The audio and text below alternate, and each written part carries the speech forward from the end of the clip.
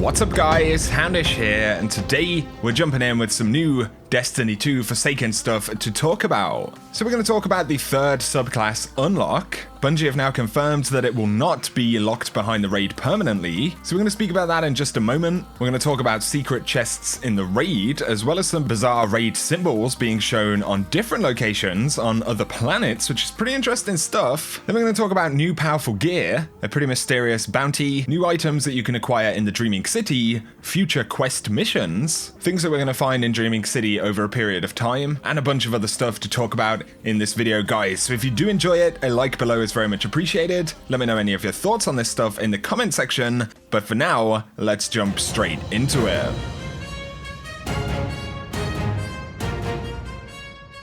So first up, let's talk about some stuff regarding the Last Wish raid. Initially, we'll talk about the Seed of Light that you can receive right now when you clear encounters in Last Wish. So as I mentioned in a video the other day, you can get the third subclass unlocked inside of the raid this week. But somebody on Twitter asked, did you guys actually lock the third subclass behind the raid, or is there another source out there that just hasn't been found or released yet? And Cosmo said, it's not locked behind the first raid encounter. There will be more opportunities to receive Seeds of Light. So firstly, everyone will be able to get the third subclass. I definitely believe that's a positive thing. I'd also anticipated that we probably wouldn't see it permanently locked behind the raid. That seems kind of unusual. So the good news is that everyone will be able to get it.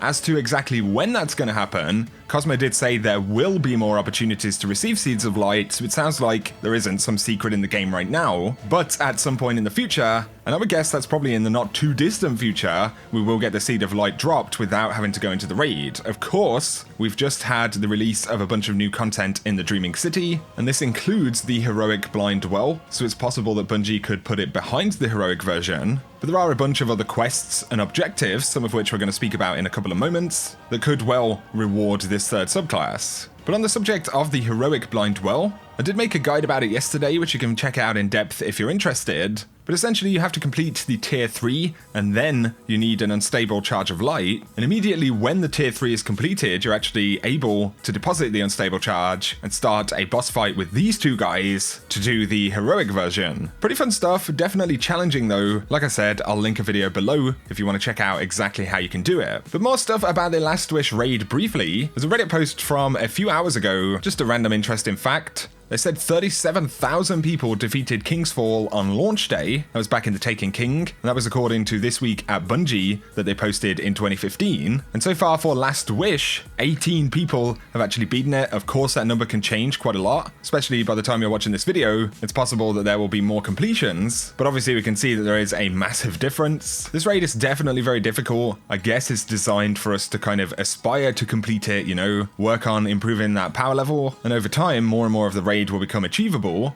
I guess that's kind of the angle that Bungie were going for here. But a couple of secret things to point out about the raid. Of course, there are some raid chests. One of them was the one that everyone glitched into before the raid launched. And you can find that after the Kali, the Corrupted encounter. It's on the underside of the bridge as you go to the Shurachi encounter. But after the Shurachi encounter at the Keep of Voices, there is actually another raid chest. And for this one, you need to climb up out onto this ledge right here. I haven't actually grabbed this chest just yet, but this clip is from Swift. I'll link their channel down below. And you can see that the chest is located up on this ledge. I had mentioned a bunch of unusual plates with some of the raid symbols on them right next to these cat statues, and I think there are a couple of different locations inside of Last Wish where you'll see these. Something very unusual though, the Shadow Spirit on Reddit actually posted a clip you can see here where they found one of these plates on Nessus. This is underground during the looped daily heroic mission, so seems pretty likely that there's going to be some kind of secret that requires the activation of these plates or them to do something in all different locations. Maybe they're telling us something. It's not entirely clear right now, but there are definitely going to be more secrets linked to the Last Wish raid. Now though, let's talk about some more of the changes that happened in the Dreaming City. So I did make a guide to all of the changes. We've got the new Corrupted Strike. The Drifter has a new bounty capable of rewarding powerful gear. This is a weekly one. Petra had a new mission, also capable of rewarding powerful gear. We do have the Blind Well, where you'll get a powerful drop when you complete it on the heroic version, and presumably that is a weekly powerful drop. But one I missed out yesterday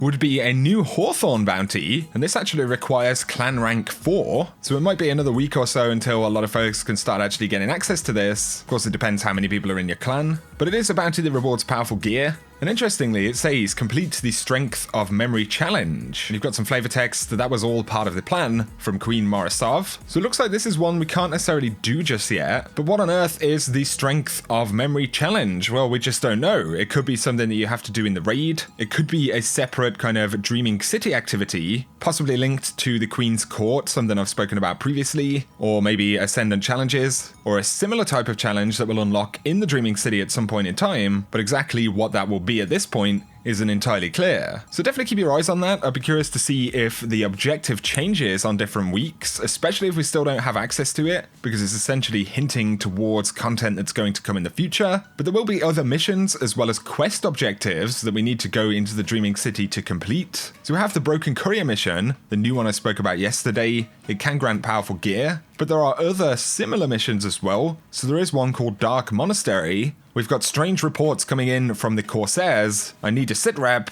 pet revenge, and as you can see, this one can drop powerful gear. There are some quest steps where you actually have to report into different areas in the Dreaming City, and apparently Petra is going to be housed in some of these areas, so maybe after next week's reset we could see Petra's location change for the first time. But there is reporting in Ria Silvia. Seek out Petra in Ria Silvia, work with her to activate the Oracle engine, and this grants powerful rewards. There's another one to seek her out in the Devalian Mists, and one to find her in the Strand. And all of these, once again, drop powerful rewards, so definitely there are going to be plenty of opportunities that come up to get more powerful gear. But there are a couple of new loot items that have kind of been thrown into the pool, and I've mostly seen these drop since the update after the Last Wish was cleared. So we have the Starlight Shell. This is essentially the shell from the set of gear for Dreaming City. It says you can find it by completing activities in Dreaming City. I've had reports of folks getting this in the Blind Well, especially on Heroic, as well as dropping from the new Corrupted Strike. So that's the Ghost Shell. Then there is the Palace Galliot 2. This is the ship for Dreaming City, also dropping from the same sources. And the Silver Tursle. This is the Sparrow right here. Pretty interesting looking thing. I've had reports of all of these dropping from those activities in Dreaming City, so we do have a couple of additional random loot drops in there as well. So there we go with the bulk of the new stuff right now, guys. Of course, we're only a couple of days away from another weekly reset. Tuesday, the 18th of September, will bring the return of Iron Banner. We're going to get a bunch of new gear. So that's going to be really cool. And as well as this, we've got the weekly reset, which will affect Dreaming City once again. I love just how exciting the reset days actually are now that we've got so much different stuff to do. And we know that so many new kind of objectives and secrets are coming up. Even little things like the Ascendant Challenge every week is really fun. And everything is kind of hinting towards this content continuing to be, very meaningful. Essentially, there's a lot that we still have to unlock and experience. So I think that's really, really awesome. A lot of folks have asked me about the raid and what I think about it. Why is it such a high power level? And I'm guessing that it's all kind of intentional as part of Bungie's design. That the first people who would clear it, would have to go to extremes to actually get it done.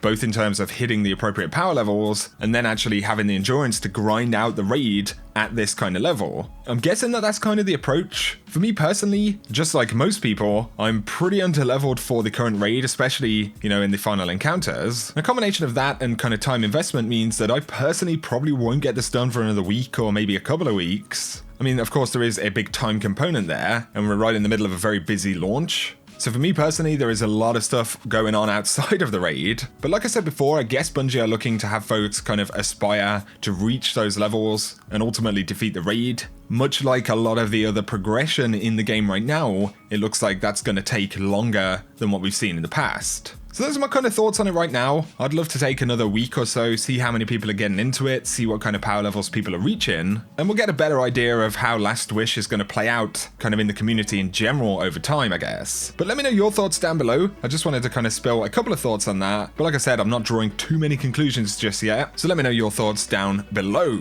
But guys, that is going to summarize today's video. If you've enjoyed this one, a rating below is super appreciated. If you're new to the channel, be sure to hit subscribe if you want to see more Destiny 2 content just like this. I cover absolutely everything related to the game here, so be sure to turn on those notifications as well if you don't want to miss out on anything. For now though, I appreciate you tuning in as always, and I will catch you guys very soon.